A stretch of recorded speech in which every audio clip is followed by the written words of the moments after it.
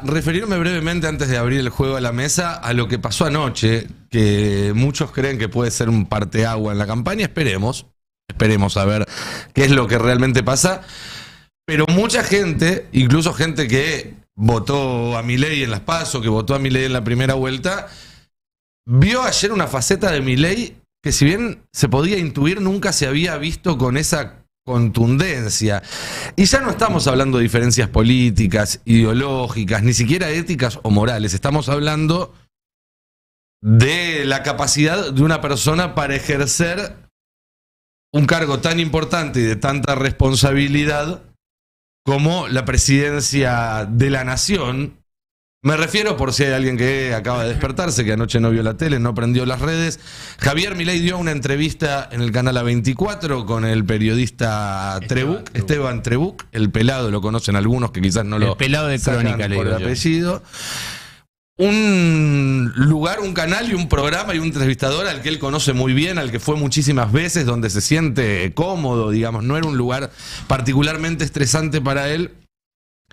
Pero lo que mostró fue algo absolutamente desdibujado. Vimos una nueva cara de la locura de Milei. Y ya no la locura como una metáfora, como una expresión, sino realmente, y sin querer jugar a ser Nelson Castro, ni muchísimo menos, pero la sospecha o la inquietud muy fuerte de que hay una parte de Javier Milei que no está ni siquiera bajo su propio control. Y eso es muy peligroso. Si llega...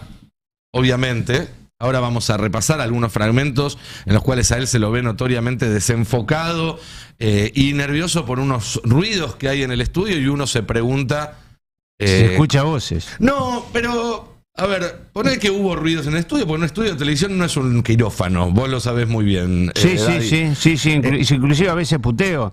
Mi pero pregunta en todo caso es si alguien que se pone así por unas voces en un estudio de televisión puede frenar una corrida, puede sentarse a negociar con el Fondo Monetario Internacional, puede ponerse al frente del país en caso de que haya una situación de emergencia. ¿Es una pregunta retórica o...? Es una pregunta absolutamente retórica. Porque si no la respuesta es no. Es que no. Y por otro lado, también preguntarse qué puede pasar si en algún momento Milei dice, o alguien más dice por él, hasta acá llegamos, no podés seguir. me cansé. Porque la ley argentina es muy clara en ese sentido. Tanto antes del balotaje como después del balotaje, si Milei se baja, queda Victoria Villarruel. Ayer hubo una discusión, o sea, tan fuerte fue todo esto que la gente ayer fue a buscar qué decía la ley sobre el caso de vacancia, porque empezó a sonar más fuerte que nunca esta idea de que no llega. Y la ley es muy clara, el Código Electoral argentino: si renuncia el candidato a presidente, queda el candidato a vice, con lo cual estamos hablando de la posibilidad de que una persona a la cual ayer salió a respaldar el Tigre Acosta sea candidata. Creo que esto plantea un escenario todavía más difícil o más incierto que el que había hasta antes de que sucediera todo esto. Aun cuando ya sabíamos todo lo que representaba Milei, nunca lo habíamos visto de esta forma. Los invito a compartir un fragmento de esta nota, que es justamente ese momento donde él se saca porque escucha unos ruidos, y después seguimos charlando al respecto. De eso, Javier. Sí. ¿Cómo podemos pedir que termine el murmullo detrás de cámara? Bueno, chicos. Porque es muy difícil hablar con tanta gente hablando. Son temas muy delicados y veo que no cesan de hablar a pesar de mis cambios de tono para pedírselos de manera implícita. Bien, chicos, por favor. Hay un... Bueno. Convengamos que estamos con un nivel de bullicio no convencional para temas tan complejos como los que estamos tratando, y si yo le erro, a mí me destrozan públicamente y nadie va a decir que atrás había un murmullo que me estaba matando.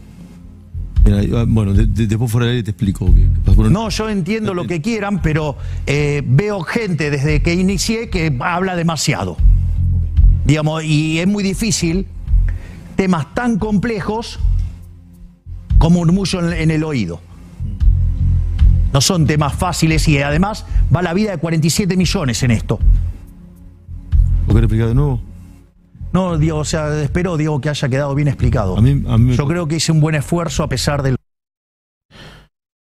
Bueno, lo dicho, ¿no? Alguien que se está postulando para un puesto donde se supone que uno de los principales valores es saber manejarse bajo presión, tomar ¿Sabes qué es lo decisiones peor? en situaciones complejas. Lo peor es que yo fui a ver de qué estaba hablando antes, porque él decía, estaba hablando de algo muy complejo. Sí. Sí. Fui a ver de qué estaba hablando. No estaba hablando de nada muy complejo, la verdad. Estaba tratando de explicitar una teoría del comercio agregado respecto a las 25 crisis que tuvo la Argentina. Sí. No era algo muy difícil de entender, digamos. Es algo que en general se lo da a los alumnos del primer año de economía. No es algo tan complejo. Ujú. No es que estaba, viste, no es Einstein. Pero él cree que es Einstein. Es un problema adicional. Ahí, Él cree que aborda temas complejos Sí. y que es el único capaz de abordar temas complejos en su complejidad. Sí. Y con todas las y la verdad es que después lo ves con la motosierra y no pareciera ser el método de abordar problemas complejos. De hecho, digamos. tiene. No. Al De revés, hecho, la Adri, motosierra es el método simple de abordar temas complejos. de Entonces, hecho, él póngase tiene de acuerdo, problemas para abordar temas simples. Hubo otro Claro, fragmento de la claro, entrevista de ese es ayer donde estaba hablando de lo bien que le había ido al posteo del patito con el león. Claro. Ese es un tema sencillo. ¿Sí? Ahí no hay premio Nobel se de por emocionó medio. con los likes. Pero no solo se emocionó, sino que terminó saliendo con una serie de explicaciones que realmente levantan una alarma importante. Veámoslo. No, para. Lo que quiero decir es, así como hay un salame o 3 salame opinando desde una computadora, ¿sabes qué? Mientras que eso miran a la señorita por internet, yo estoy en el medio de sus sábanas. Bueno, la Ojo, risa, la de los risa panelistas de los dice panelistas. mucho, dice muchísimo. Bueno, ese es otro no, elemento de este episodio. Estaba, se supone, en un ambiente cuidado. Sí. O sea, no estaba en un ambiente confrontativo. No estaba siendo sometido a presiones. No, No de era hecho el café. el esfuerzo. Igual yo quiero decir una cosa, perdón, Nico. Sí. Ahora y lo voy a decir muy en serio. Llamado a los colegas, comunicadores y animadores de la televisión argentina. Vean la última escena, o no la última, la antepenúltima escena del Joker y no inviten a Milei.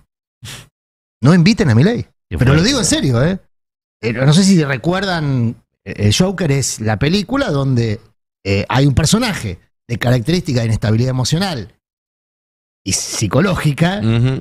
que se transforma en una figura pública y una referencia pública para muchas personas que estaban enojadas, hastiadas. Es eso el Joker, ¿no?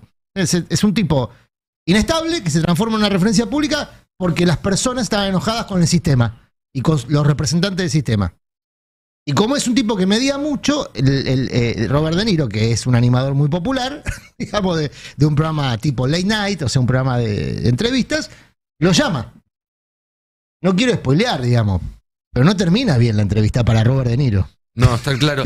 Hoy hablé. Entonces digo, ahí está, bueno, ahí estamos viendo la escena, ya estamos spoileando. Para quienes están en YouTube, estamos viendo la escena. Es el Joker apuntándole con un arma al animador. Y yo te digo, yo lo estoy diciendo en serio, ¿eh?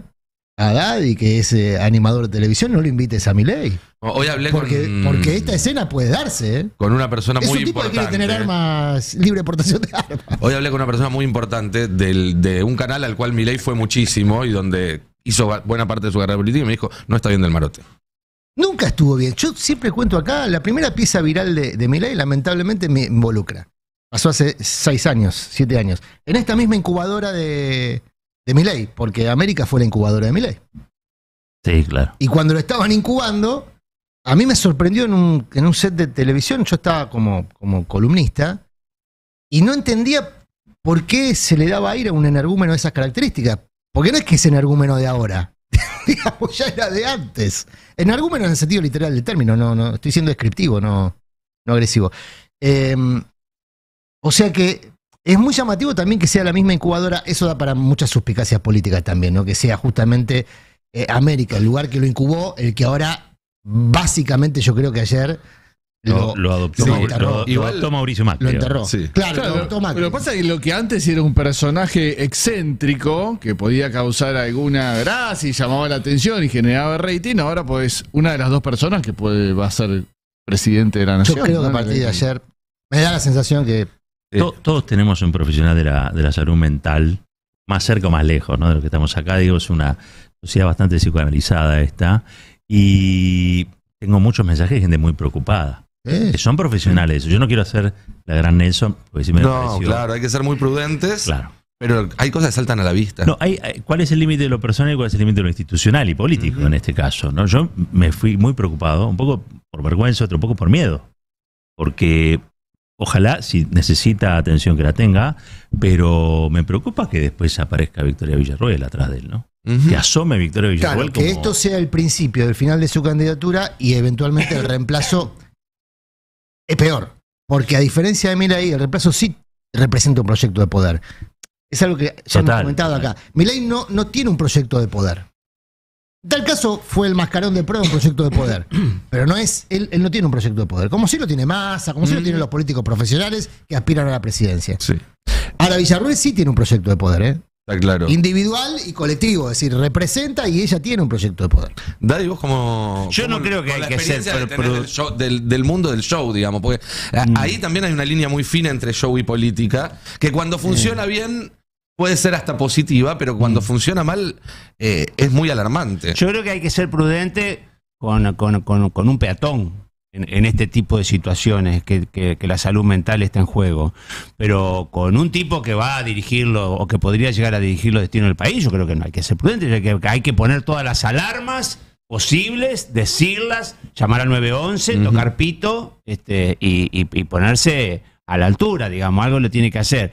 Con respecto a esto, a mí yo cuando no puedo explicar mucho el presente, siempre vuelvo para atrás. Mi papá, que era cana, decía meterse en el lugar del otro, que era tan difícil siendo cana, pero yo me acordé cuando estudiaba abogacía en el año 73 y era ayudante de cátedra de introducción a la filosofía. Nosotros nos levantábamos a la mañana temprano y íbamos al bar La Facultad y hablábamos todo el día de política, construíamos política, hacíamos teatro de la pobreza de Boal, eso se dio con una construcción política, hablar de política, hacer política, decepcionarse, seguir haciendo política.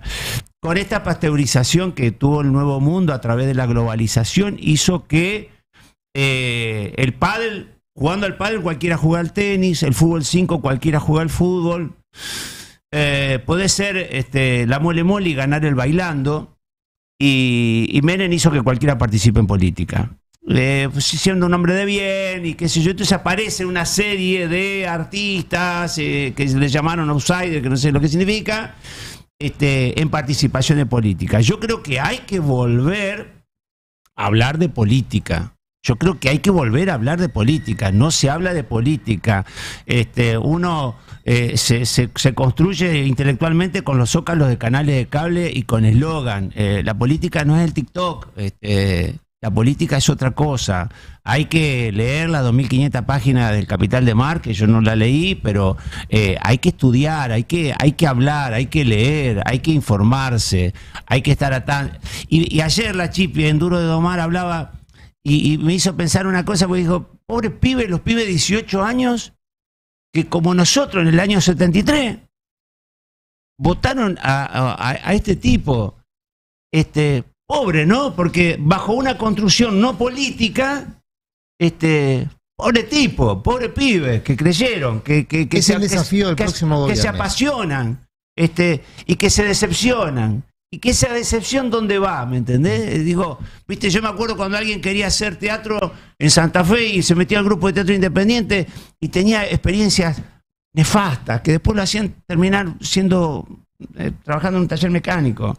Pero a veces esas decepciones, las pasiones juveniles, terminan en cosas raras y feas y lastimosas. Sí. Nosotros tuvimos la posibilidad de, a partir del Mayo francés, la Revolución Latinoamericana y de un montón de cosas con Perón y qué sé yo, de nacer a la política y de tener eyaculaciones para con Milei, tener orgasmos, hablando de ese tipo de cosas. Salvando Y las estos pibes, distancias, a mi generación nos pasó eso con Néstor y con Cristina. Claro. Salvando las distancias. Era la generación decepcionada del 2001. Yo creo que es el gran desafío del gobierno que viene. El gran desafío del gobierno que viene es reconciliar a la política con la sociedad, porque si no va a ser inviable la gestión. No en términos institucionales, yo creo que con todo esto que estamos viendo, estos movimientos de estos días, y ayer hubo novedades en San Juan, es decir, que me parece que la configuración institucional va a ser muy favorable para el próximo gobierno. Si es Massa, que todo apunta a que será Massa, digo, ya me parece que hay que jugarlo de partido, por supuesto, ¿no? Ayer lo hablábamos. El propio Massa es el primero que dice no hay que aflojarle a la intensidad porque no está nada ganado. No sabemos qué tan intenso y qué tan convencido es el antikirchnerismo, ni cuántos son en términos electorales.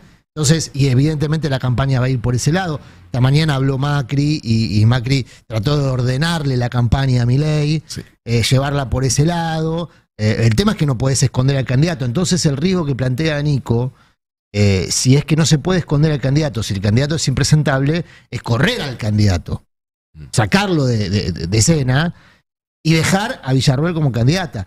Eso puede pasar, ¿eh? Sí. Nosotros veníamos especulando mucho con la renuncia de Milei al balotaje. Cosa que se puede dar, pero no de manera completa, no de la fórmula, porque el apoyo de Macri le da sustento electoral a la pretensión de Villarruel. Y Villarruel es, insisto, mucho peor que Milei, ¿eh? En términos institucionales, en términos de riesgo institucional. Ahora en un rato tengo un par de datos en términos institucionales para comentar, pero Fer quería preguntar eso, no conocía eso, o sea, si renuncia a candidato a presidente le reemplaza a candidato a vice, y el vice puede nombrar a su vez a un compañero de fórmula. No, queda vacante. Artículo 155 del Código Electoral Por eso- argentino, en caso de... puede haber una renuncia a la fórmula completa, que es lo que pasó en 2003, que renunciaron Menem y su vice Romero, o puede renunciar alguno de los dos miembros de la fórmula, el presidente o el vice, cualquiera de los dos, y el otro queda vacante. Si renuncia el presidente, obviamente el vice al asumir, por una cuestión de ley de acefalía, pasa a ser presidente, y no hay un vice, queda, digamos, ahí la línea de sucesión bueno, en la esa será presidencia del Senado. En la presidenta policial del Senado, que la eligen los senadores, en general queda para el dispositivo electoral que gana la Ahí elección. Ahí está. Artículo 155, en caso de renuncia de los dos candidatos de cualquiera de las dos fórmulas más votadas en la primera vuelta, se proclamará electa la otra. En caso de renuncia de uno de los candidatos de cualquiera de las dos fórmulas, no podrá cubrirse la vacante. Para el caso que la renuncia sea el candidato a presidente, ocupará su lugar el candidato a vice. Acá está claro, si Milei da el paso al costado, queda victoria. Villarruel. ¿Y en la Villarruel. presidencia provisional del Senado quién queda? El que elija el Senado, donde hoy en día hay una ¿El que mayoría. elija el Senado o se respeta? No, porque en general la presidencia provisional del Senado no es necesariamente el respeto por las mayorías o las primeras minorías, sino se respeta la línea de sucesión, el espacio político que conduce el Ejecutivo. Institucionalmente la decisión se toma por mayoría del Senado. Después, si hay algún acuerdo político ¿Será en esa la función... estrategia de Macri? ¿Será esa la estrategia de Macri? ¿sabes? Poner a una presidencia provisional, porque la línea de sucesión por debajo del Senado, que sería diputados, ayer mismo Ritondo salió a confirmar que en el acuerdo con Milei, él se queda con ese espacio. Tercero, la línea de sucesión. Lo están bolsiqueando. Segundo, la línea de sucesión, presidente provisional del Senado. A Milei. ¿No? Está claro que los radicales, Lustó no va a ser presidente provisional del Senado, está claro. No, claro. Será alguien del PRO. ¿Será ese el juego de Macri? Mira, no sé, yo estamos estuve hablando ayer hablando con gente, haciendo poroteos, anotando números. No da la sensación de que estén los números para que Macri pueda hacer algo así. No da hoy en día la sensación de que estén los números en el Senado para que Macri pueda hacer algo así. Pará, Nico, Mario Lozada, vos eras muy chico, pero Mario Lozada fue presidente provisional del Senado y no tenía mayoría de radicalismo. Fue presidente provisional del Senado de la Rúa cuando renuncia Chacho porque le correspondía al partido del Ejecutivo. Ojo que esas cosas, y aparte va a tener 33 senadores, insisto con lo de San Juan de ayer. Va a tener 33 senadores, ¿eh? Entró de la Libertad Avanza, ¿no? Claro, por eso digo, no está tan lejos. Y ojo, porque... ¿Puede decir que toda esa adquisición Murano la puede estar haciendo un tipo como Macri? Yo estoy seguro que un tipo que combina perversidad y rencor, entre otras características, Yo como por Macri, la puede nota estar de Eduardo haciendo. Feynman hoy, yo creo que está con más ganas de Boca que No, que de Boca política. le interesa mucho, sí. Boca le interesa mucho. Pero Boca le interesa porque fue su plataforma nacional, digamos, para lanzarse a lo nacional. No, yo creo que sí, que le interesa y que hay gente alrededor de él que sabe estas cuestiones. ¿Sí? ¿No? Hay tipos que lo acompañan a Macri, no sé, se me ocurre un Hernán Lombardi que pudo resucitar después del 2001. Hay gente que tiene capacidades especiales también, de cómo conseguir o construir poder con nada, en una baldosa. Pueden volver a ser funcionarios, pueden tener ravioles en el Estado, pueden decidir cosas, pueden decidir persecuciones, pueden hacer un montón de cosas habiendo seguido con la cabeza agacha y en helicóptero. Escuchemos. Así, yo no descartaría que esa gente sea inteligente. En todo caso, pueden estar, claro, en un mal momento. Pero no le des un metro de baldosa. Sí, No se la dé.